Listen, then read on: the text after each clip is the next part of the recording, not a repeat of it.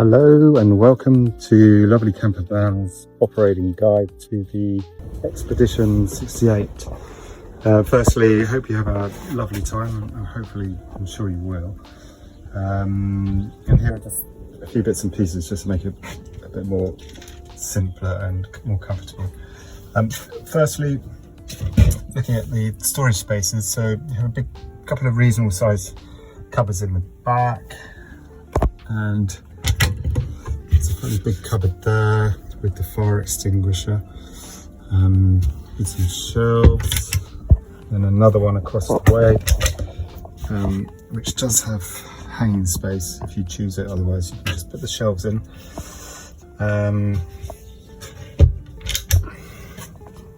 There are also 4 pretty big drawers here.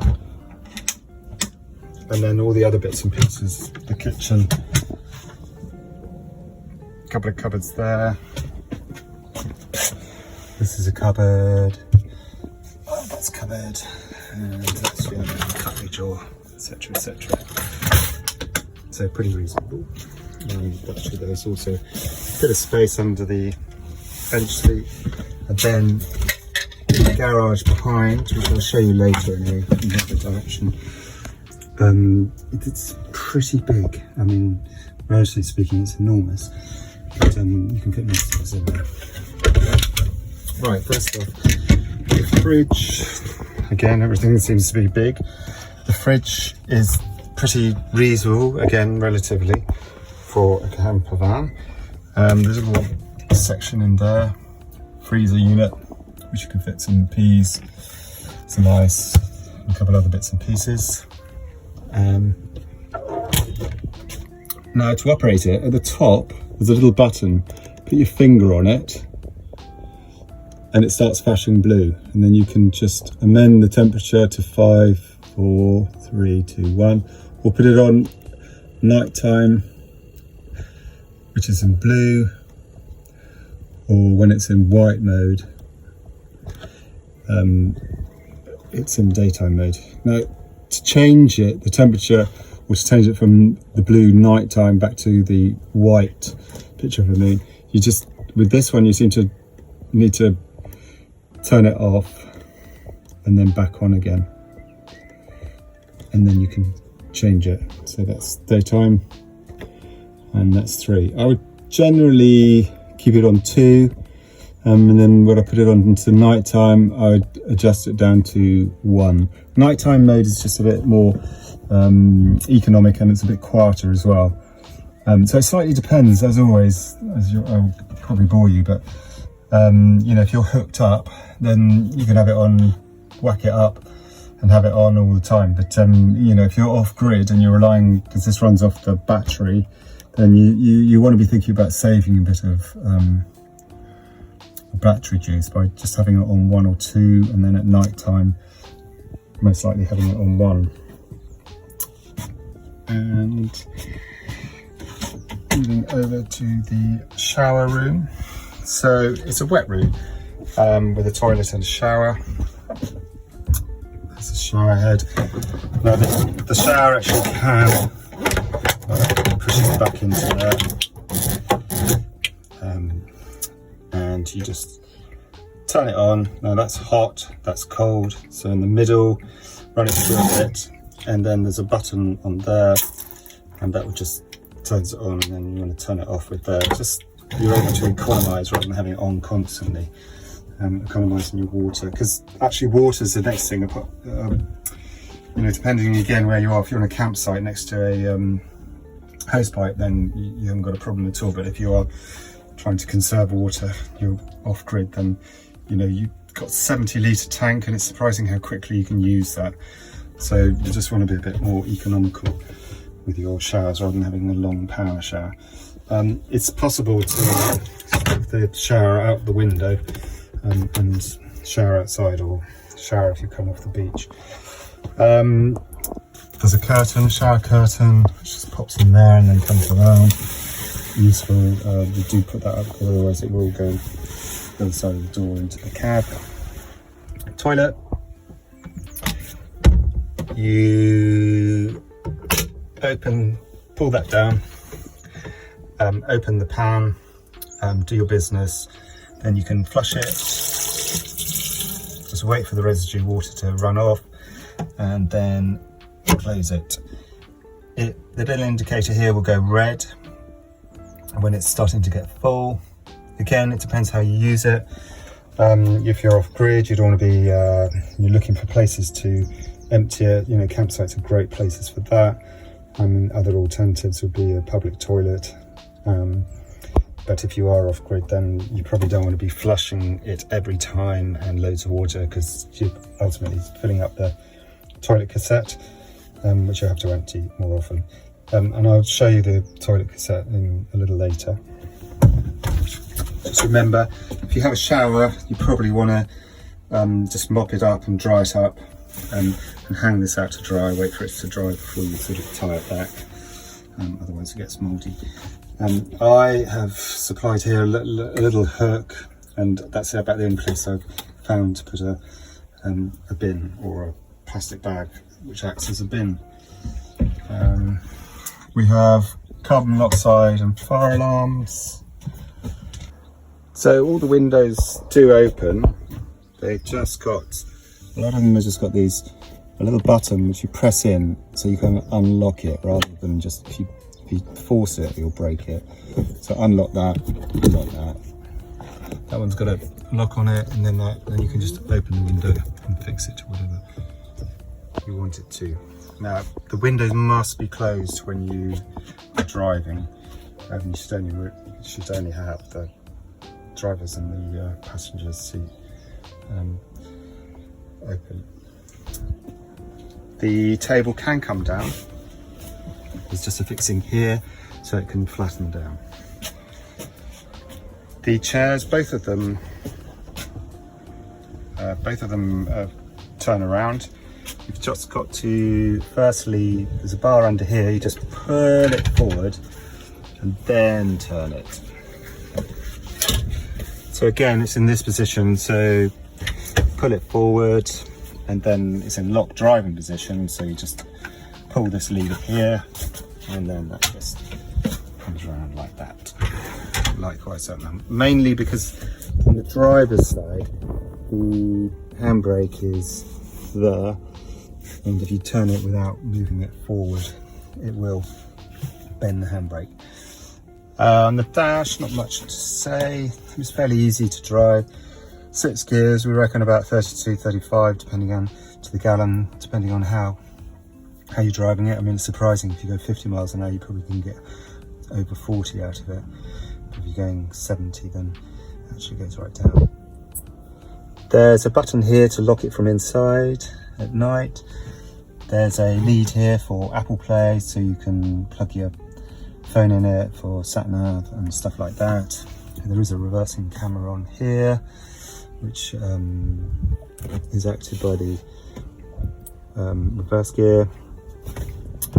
Under the visor, you'll find some measurements, and you'll also find a breakdown number, which is Fiat Assist. And obviously do give us a call, but that's probably your best port of call. I mean, I don't want to jinx anything, but generally we've only had one, actually, I think, in 10 years. But I'm sorry if that's not the case and if you have one. Just on that note, I would say that, you know, they're pretty good. I mean, there are some things that you'll find are a little bit annoying, that don't suit you, but generally it's pretty comfortable.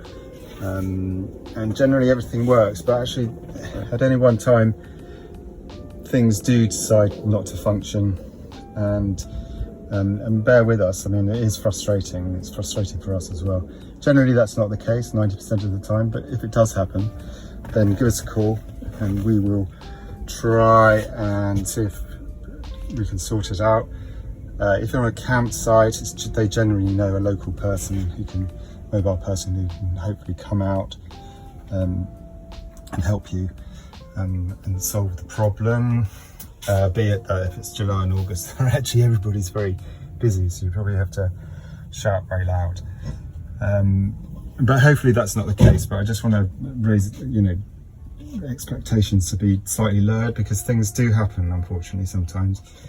Generally not the case, and hopefully not. So moving on from that negative point. So sink, drainage, there's not much of a fall on that, so it drains very, very slowly. And I would say, I personally say that you should just not put anything really down, put water down there, but oils and general gunk, try not to put it down there, because actually it's a holding tank underneath, and all the bits and pieces can settle in the tank, and in the heat, etc., it can start to smell. Now obviously you can just flush it through, or put some bleach down there, something like that, but it's probably best just to watch what you put down there. Just be careful with your dirty water after you've been doing the washing up. I mean, I provide bowls here, David might not, but it's quite useful just to wash in that, and then go and empty that outside, or in the campsite, etc. All the pots and pans, plates, etc., and the oven, fairly self-explanatory. So you press that button in, turn it around for the oven, clicker, and you can hear and see it light up. You can see some blue flames in the back, and that means it's on. And then the other way, the grill, likewise, just press it and it should light up. I mean, sometimes the grill needs a little bit of a helping hand, so in here I've got, it's a bit of a grill that doesn't function very well, so I've just got a click or whatever just to help it on its way. And hob, pretty self-explanatory. In terms of gas, I mean, it's difficult. I've used the cooking, breakfast, lunch, supper, with the oven on for an hour or so. We've got I had the hot water on maybe 15 times, and it's lasted me about 5.5 weeks for a 6 kilogram, which I'll show you in a minute, canister. So there are 2 in the back, so it should last you. Now, if you have the heating and the hot water on, it really does burn through it quite a lot, especially the heating. So it depends how you use it. So if you are, it's best to hook up, but it doesn't mean you have to. It just means that if you go off grid and use heating heavily, then you're just going to have to renew the gas bottles more often. And the Poptop. So quite simple. There's a bracket here. You just turn that, unhitch the locking part of it. Likewise on this side, unhitch that. Then there's like a car seat connector, and likewise here. There's quite a vacuum inside, so it's best to have the door open.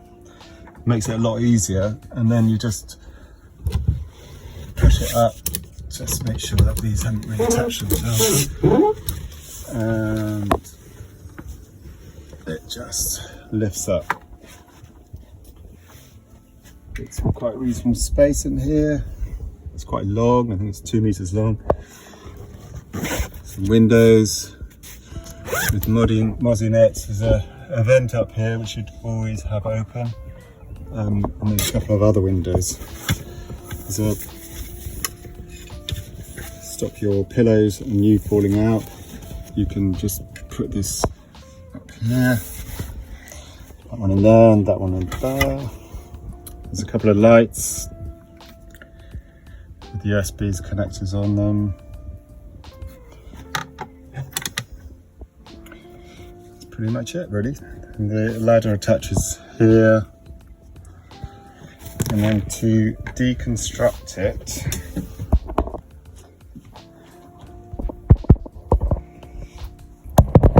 do this. It's best to pull on one of those handles, one side first, a little bit, and then the other one seems to, it is quite hard, but it does come down. There's quite a lot of pressure there. You also want to bring the sides in so that they're not sticking outside.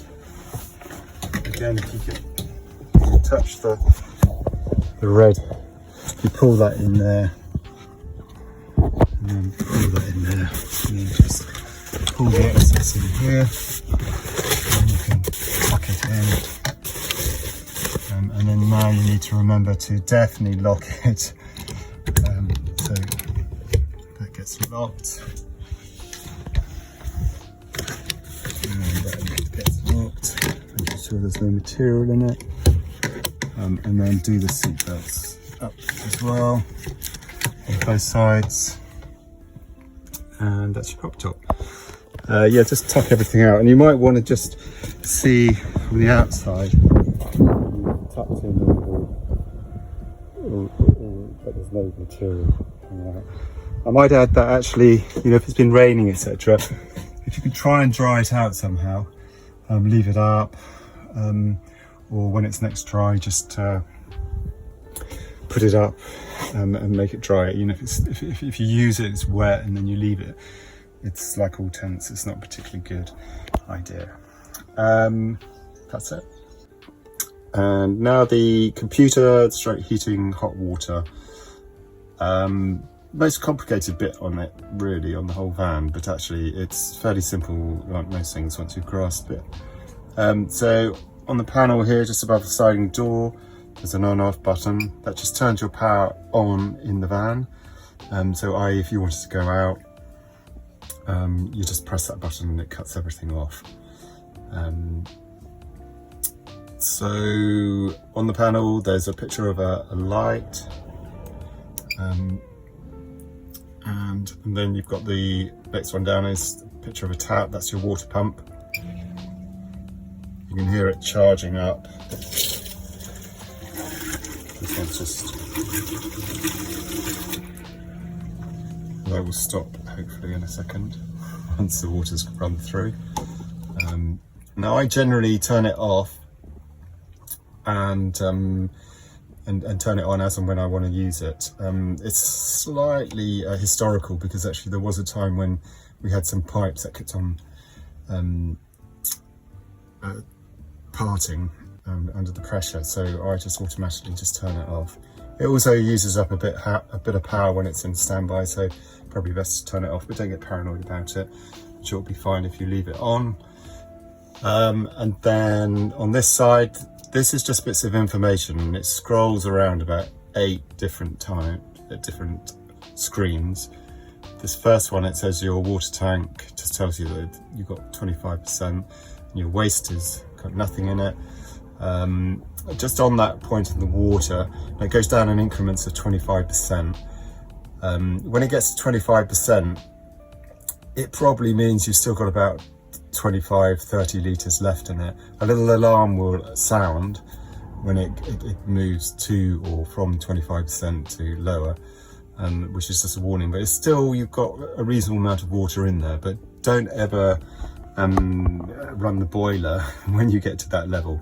Don't, because that running the boiler dry would really muck it up. So anyway, this scrolls around, so that's your water. And then there's nothing of any interest in the other ones, apart from changing time and stuff like that, until you get to leisure battery. It just tells you the volts. This one's charging, and it's charging because actually I'm plugged in. But it also might say charging if I wasn't plugged in, because the solar panel automatically charges if there's sun. Just to show you where the little button for the solar panel is in here. So you've got a choice of either the leisure battery or press it to the top, and that's the vehicle battery. I just keep it on leisure battery all the time, really. That's the one that's going to be taking most of the brunt of using power. Just be careful if you put bottles, etc. in this cupboard. It's possible just to knock the switch so it's on neutral. So just press it down. And there we have charging. So if it's quite important to have a look, it's not very relevant if you're plugged in, but if you're off grid, again, you know, the volts will start dropping, and it says brackets good, and then it says poor when you get down to about 10 point something, and there is a chance that your fridge at a certain level of volts will switch off. So hence, just keeping an eye on it is useful. Generally speaking, you can, you know, sit in a field for a fair few days, and on some of these there are 2 batteries as well, and if the sun's shining, solar panels working well, then you know that you can last for a week or so. But again, it just depends how you use it, what the weather's like, etc, etc. Also, if you've been traveling recently or it's been hooked up, with both those, charge it up. It is possible to, if it does go down, to turn your engine on for 20 minutes, half an hour, and stand still, and that will just bring it up, so your fridge, etc, can start working. Okay, so the next one, so you've got electric battery, and then the next one is vehicle battery, and you can see that it says fair there, 11.7 volts. I wouldn't worry about too much about the vehicle battery. It doesn't get too much use, and you know, if you're turning it over the whole time, it will recharge. Anyway, so there's a light there. Moving on to the hot water, so you approach it and they illuminate. This is hot water, drop of water, and this one is the central heating. So if I want to turn it on, I press the plus. Now the first bit here, you'll see a little feather. Now that's eco mode, and that really uses less power, and doesn't get to such a high temperature. So if I was on gas off grid, then I would be tempted to use that one there. It's enough for a couple of showers, and I'll probably only have it on for 25 minutes. Just to save gas. If you're on electricity, then don't worry about it. You can go to the next level, so you can get a full tank of hot water. Now your options are electricity or gas, so you press that button, push it, and it goes blue, and then once it's up and running, it goes to orange. You can also see there are 3 blue dots above it. That's really, 3 dots is 4 kilowatts, 2 dots is 2, and 1 is 1 kilowatt.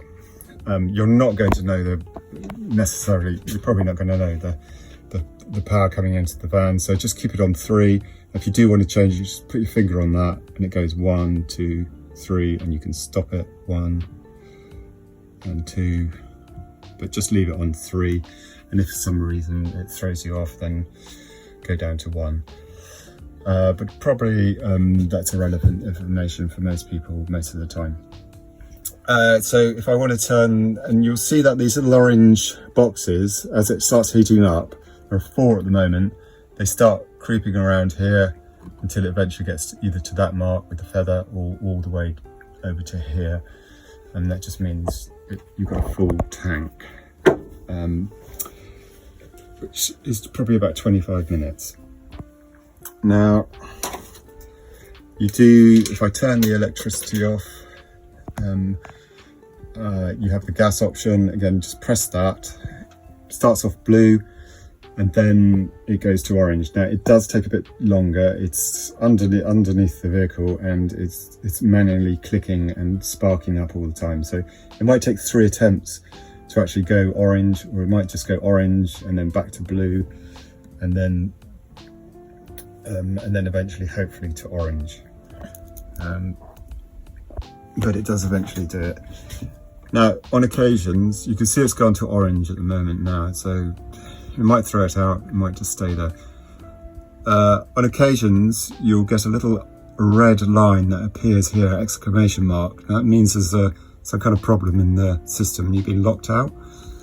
So there's a little half moon button here. If you press that in at the top and hold it for 3 to 5 seconds, it should clear it. If that doesn't work, well then just power it all down, turn that off, turn the computer off, wait for a few seconds, turn it back on, turn that back on, and then press the little half moon button up, and hopefully that will disappear. You might have to do that 2 or 3 times. You might do it straight away. You can see anyway, the little orange flames held, so you're starting to heat up on gas. Now I'm going to turn that off, so that's off, and then we move over to the heating. Again, you approach that, very, very similar, although you fix the heating. So the first one is a symbol of a snowflake, that's at 4 degrees, and that just stops your, at 4 degrees or under 4 degrees, your boiler dumps the water. So if you do wake up and it's been cold and your water's disappeared, that's because the boiler's actually dumped it all out. This is a safeguard, you know, for the boiler. So the next one up is 16 degrees. It's a picture of a moon. That's sort of temperature for night, if you wanted it on that. Again, I mean, I'd just be mindful if you're on gas to have that on all night, because the heating does chew up a lot of gas. I'd be tempted to just have another blanket or 2 instead of having the heating on. But if you're electricity, then no problem at all, obviously. And then all the way around is 30 degrees, and you've got the options of the electricity, and again, put it on 3 dots. That starts off in blue and then should go to orange. And then you've got the gas option as well. I'm going to turn that off. You've got the gas option there. Starts off blue and again takes a bit of time to fire up, maybe 3 or 4 times. And same principle here, the little exclamation mark appears here, and you just need to press this reset button here on the top. And that's pretty much it. I'm going to turn that off. Any other thing to note is that when your heating's on, there's a little fan that whirs away behind here, in this unit here. This is a bit annoying, but I can't help that actually, but it's annoying to me. It makes quite a lot of noise. When you shut everything down, that will remain on. It's a cooling fan, and you must wait for that cooling fan to totally go off. You can't hear it anymore before you turn the power off. The reason being that that's a cooling fan, and if you switch it off before it's cooled down sufficiently, then you run the risk of being locked out. So just wait for that fan to stop before you power down, and also before you put the ignition in the key and start the engine, because that automatically just shuts down the power as well. Right, and on power issue, so there are various different sockets, but those obviously, he says, will only work with 240 volts, so if you're plugged in. So if you're not, then you're reliant on a USB in the corner there, a couple of USBs there. There's actually a couple on the lights here, and then there's one in the back just there. There's a couple of, and then if you're on your actual dash, there's 2 or 3 there as well. Just going to show you the awning. So there's an awning stick inside. You just get the end and you put it in there, and then it's just a matter of bringing it out like that. So far, it does come about 2.5 meters, so a lot further. It's got 2 legs. This little foot here is slightly sprung loaded, so I push it that way and then I bring it out, and just make sure that actually this doesn't, it can just loose and it can rip down the side of the vehicle, so just keep hold of it. And then it's just a question of fixing it to a whatever height you want. Now there's a little button there, just push it up and that just firms up the leg. Likewise with the other one. So we're just going to take this down, so you just take the button off, and then I put that in there. I mean, I hold this little bit in the middle here because it stops it from sliding down, and then it comes back up. And with this one, the foot actually likes to sit at the top as opposed to the bottom. And again, it's sprung loaded, so I push it that way, and then it just sits in there. And then it's just pushing it, winding it all the way back in until it can't go any further. And you can see that it just locks in there, and that's flush. Now the only thing to remember about the awning is that in winds of more than 25 miles an hour, 30 miles an hour, you shouldn't have it out because it does rattle around and it can break, and they do. So don't leave it out and go out for the day, or just don't leave it out at night because there's a chance that the wind will whip up and yeah, you'll lose it. Just another note about the spare tyre. Underneath the passenger seat is the jack, etc, etc, and the spare tyre is actually underneath there. And just to note as well, there's a point in here, there, you'll see with the jack, there's a thing, a wind out thing, that there's a fixing that goes in there, and then you just wind the wheel down, it drops onto the ground, and you can take it off and then put it on and then move on. Hopefully that's not the case, and you don't need to do that, but just in case. Diesel, ignition key goes in there. AdBlue, it will tell you on the dash whether, when it gets low, a little alarm bell. What you've got to do is just open that and put in 5 litres. You can buy it at any garage, hardware store, supermarket, quite a few places do it. But you just put 5 litres in. I mean, don't panic too much because you can do quite a considerable distance before you need to do that. I'm sorry, it's a bit of a lottery, but depending on when it's been filled up, sometimes it could go off when you leave here, so I apologise for that. If you're on your way back, then don't worry about it. If you've only got a little bit of a distance to go, but otherwise, if it's the beginning of the journey, if you can just put that in, it'd be great. And just on the locking of the vehicle, you do seem to have a lot of problems. The bottom one is for the sliding door and the back doors, and this button here is for the 2 front doors. Now, if I press that, you can hear it clunk, which means it's locked. Now, quite often, I'll unlock it. Quite often, the sliding door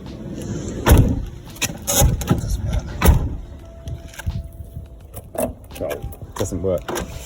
The sliding door is normally the culprit, or the back doors, whereby you can see that it's just not quite pinged in, or if you slammed it, it's pinged out again. So when I press the lock key, all you get is some flashing on the indicators. You don't get the clunk. And so I'll do that again, and clunk, it's locked. So moving on, water, you just stick your hose pipe in there, and when it's full you can hear it glugging, and also you can hear and see underneath here, the water tank's here, that the overflow pipe starts spinning out, and that's your cue for it being full. 70 litres as I mentioned. In the back, so that is the space in there, so it's good. There's also in here a spare bottle if you wanted for water, if you needed that. There's a length of hose pipe and 30 meters of cable. Those are the front blinds for the windscreen and the 2 side windows, which sucker from the inside.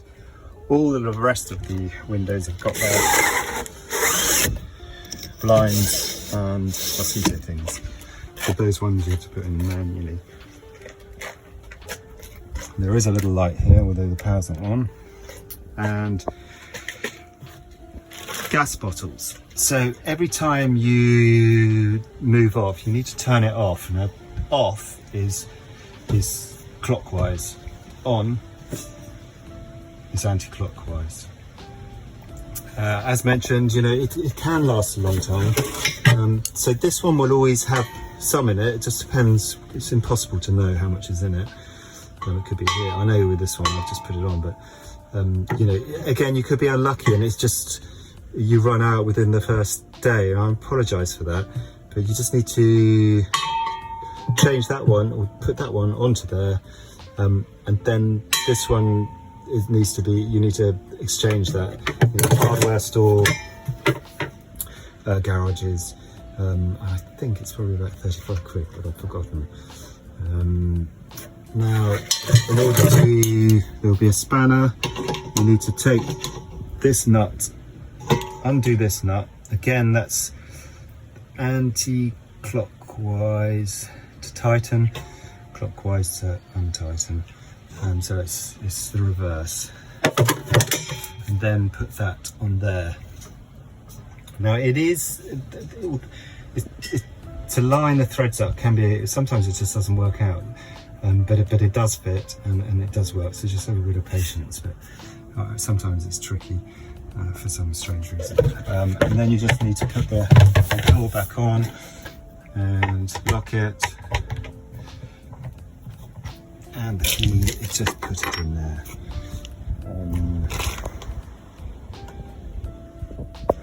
That's the bed. Moving on around. On the wind. So here's your toilet, and there's my chemical toilet stuff. There's a little catch underneath there. You just pull that up, slide it out. Then it's just a question of undoing that, taking it off, and then emptying it in the allocated place in a campsite, or as I said, a public toilet. And then I put in probably about that much water. I'd sloosh it all around, upside down, every which way, and then empty it again. And I'll probably do that once or twice more, just to get everything out. And it is possible just to slide that over and then check if you really want to. Now, don't put anything other than toilet paper. And also, I think the best tip for toilet paper is not the thick, heavy stuff. Cheap, thin stuff is by far the best. I will supply you with a roll to begin with. And then that just put that in there, and it just slides in and clicks in.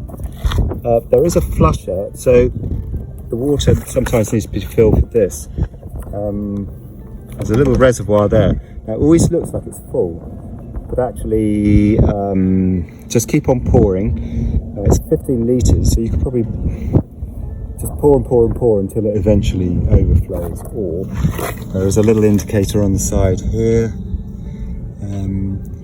But actually it doesn't take very much to go up to there, but then the last bit takes ages. You know, it's probably about the 10 litres to get from there to there, because obviously the tank's high up. So just fill that up if your flusher runs out. There is a little adapter there, which will be there as well. You just put that on so it's easier to fill it up.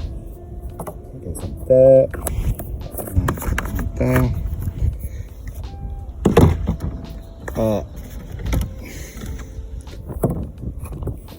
Sorry, I didn't mention the fact that the chemical toilet stuff, about a teaspoonful just before you put it back in, just in the nozzle there. And then that's enough, but I wouldn't go over the top. A teaspoon is more than plenty. Here's your drainage. Your drainage tap, which is clockwise half a turn, 180 degrees is locked, and that's open. There is a clip here. You can unclip it and just let it run out at the drainage point in the campsite, or indeed, you know, if you're in a field and it's grass, then I might just let it trickle out. But you know, that's a matter of opinion. Some people don't believe that. I just tend to think it's soapy water, so good for the environment. But we're all different. There's a hookup point. You'll see the 3-pin power point at the back. You just put that in there. There's a cap on it, so you just lift the cap up. The cap just sits on the shelf there, pushes in, and then when you want to take it out, there's a little blue button. You press it down, so it lifts the cap up, and you can pull it out. That's pretty much the end of the tour. There is on the windscreen here. There's a chassis number, just in case you do have a breakdown and they ask for your chassis number. That's it there. Have a fantastic time.